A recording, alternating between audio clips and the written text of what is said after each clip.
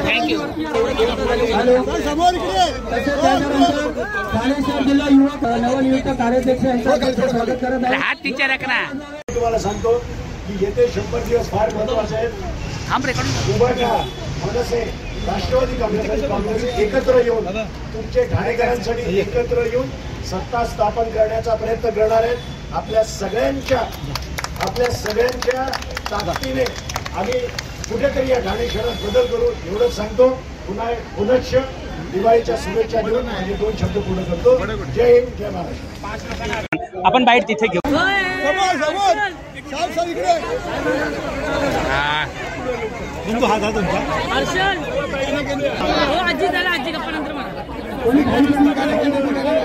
नदी खाने का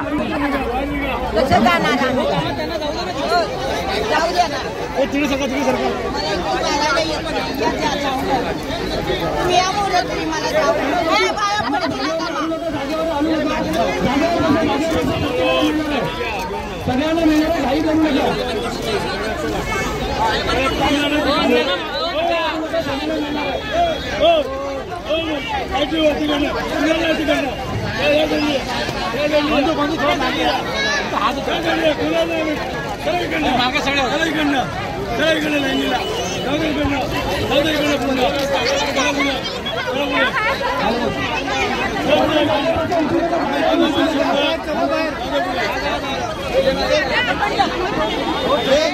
तर एखाद्या कुटुंबावर गर्व वाटावा असा हा सुरेंद्र उपाध्याय कुटुंब आहे। मी मागच्या अनेक वर्षापासून या दोन्ही भावांना ओळखतो।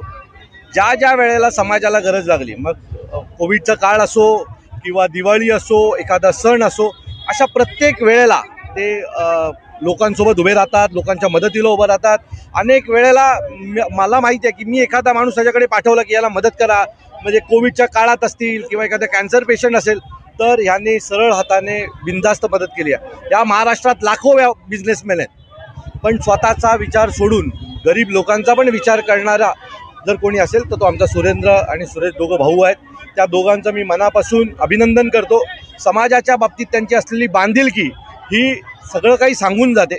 आम्ही त्यांच्या पाठीशी खंबीर उभे आहोत। जेव्हा त्यांना आमची गरज लागेल त्यावेळेला आम्ही, आता मी असेल, प्रधान साहेब असतील, आव्हाड साहेब असतील, राजन विचारे साहेब असतील, आम्ही अख्खं परिवार आमचा जो आता आम्ही सगळे एकत्र झालो तो आमचं अख्खं कुटुंब उपाध्याय कुटुंबाच्या पाठीशी खंबीर उभे राहणार।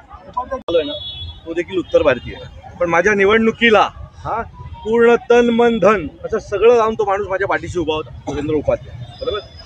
आम्ही परत सांगतो, आता परवा वसईत एक घटना घडली आदिती नावाच्या मुलीबाबतीत, ती उत्तर प्रदेशातनं येते, पण मी आणि हितेंद्र ठाकूर त्या मुलीच्या पाठीशी खंबीर उभे राहिलो। त्यावेळेला आम्ही कुठली भाषिक आहे, कुठून आले हे पाहिलं नाही।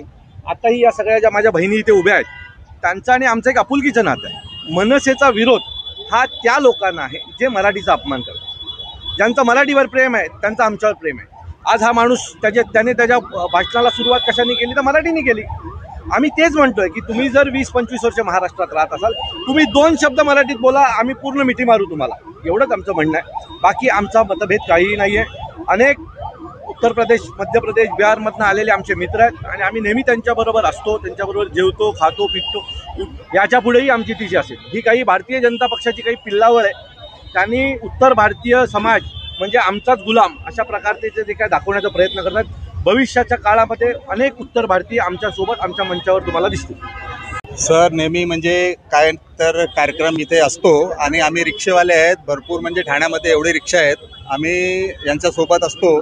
आणि आज आपल्याकडे आपले असे नेता उभे आहेत ते अविनाश जाधव साहेब, ते म्हणजे आपला कामासाठी जेवढं धावपळ असतात ते करणारा माणूस। आपल्याला नेता कसा पाहिजे, ज्याच्या खांद्यावर आपण हात ठेवून आपण काहीतरी त्यांना विचारू शकतो, म्हणजे एक म्हणजे असतात ना आपल्या एक दोस्तीसारखं, म्हणजे ते असे आपले अविनाश दादा आहे। आणि प्रॉब्लेम सगळ्यांना आहे, ट्रॅफिकचा आहे आणि असे बहुतेक खड्ड्याचा प्रॉब्लेम आहे, ते सगळे म्हणजे कोणी जरी येत नाही तेव्हा आपल्याला कोण दिसते, अविनाश दादा। मग आम्ही यांच्यासोबत आहे आणि जे काय असेल ते आम्ही भरपूर सहकार्य करतो यांना। बाकी जे आहेत ते स्वतः म्हणजे तुम्ही बघतायत उत्तर भारतीय समाज, आणि आम्ही एक भरपूर कार्यक्रमाविषयी आज आम्ही 1200 लोकांना हे दिवाळीच्या फराळाचा वाटप केला आहे। त्यात आमचे प्रभागाचे लोक पण आहे, जे आमच्या महाराष्ट्रीयन आहे, 1200 महाराष्ट्रीयन आहे, त्यात आमचे 100 रिक्षेवाले होते जे उत्तर भारतीय आहेत आणि 100 महिला होती जी आमची उत्तर भारतीय महिला. आम्ही प्रत्येक वर्षी हे दिवाळीमध्ये 1200 ते 1500 लोकांना फराळाचा वाटप करतो. कारण आता हा दिवाळी आहे, जसा आपला घरी खुशी आहे तसा लोकांना पण ही खुशी आपण किती लोकांना देऊ शकतो करू शकतो, त्यानिमित्ताने आपण हा प्रत्येक वर्षी हा कार्यक्रम राबवतो.